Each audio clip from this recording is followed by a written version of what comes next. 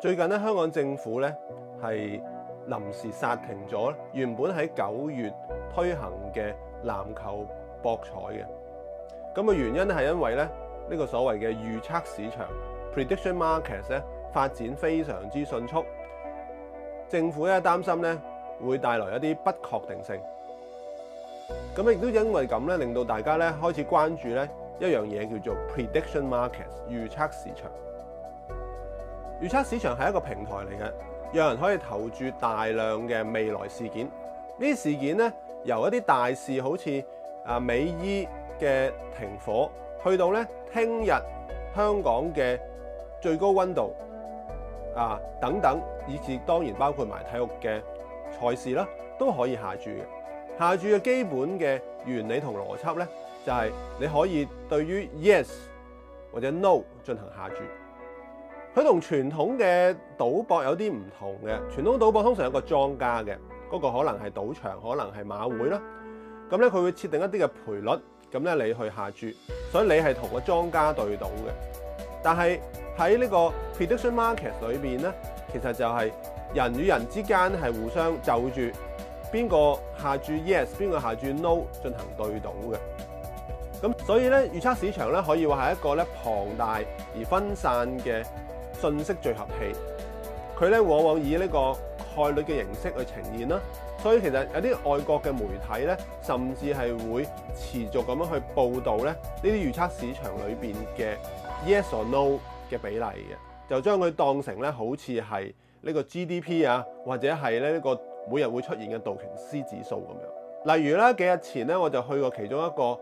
呢個 prediction market 上邊嘅平台睇過啦，就裏邊有一個事件就係關於特朗普幾時會去中國嘅訪問。咁如果佢喺4月30日之前去訪問咧，個機會率咧按照個平台講就1%。如果你係想投注 yes 咧，你就要俾$1。但係咧，如果咧佢係6月30日或之前到訪中國咧，如果你係想投 yes 咧，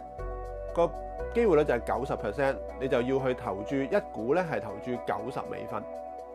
咁呢一個嘅價格咧係不停會變動嘅，所以佢係一個動態嘅概率。唔少人啦，包括香港政府咧，都會擔心啦呢類嘅平台會唔會令到人咧越嚟越爛賭咧？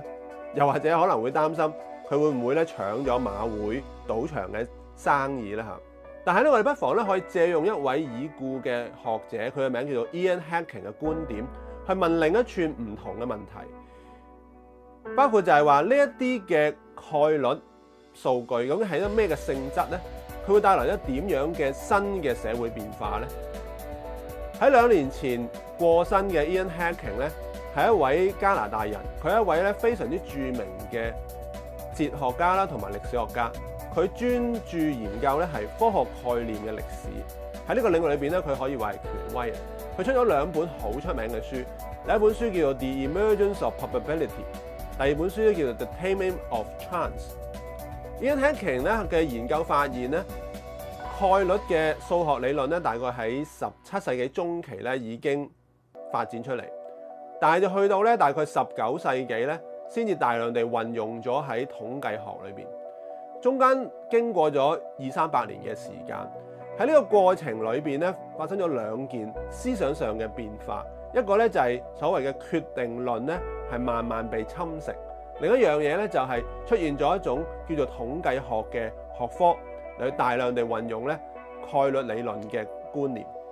所以咧，其實一方面咧，我哋將呢個世界咧呈現為呢個好多偶然因素所產生嘅結果。另一方面咧，我哋就係用統計學、用概率嘅觀念咧嚟去咧呈現，甚至係控制呢啲所謂偶然性。咁呢一個咧，其實亦都係一個我哋一般所講嘅數字化管理社會嘅一個手段。咁而 Hacking 咧就稱之為咧係順服偶然。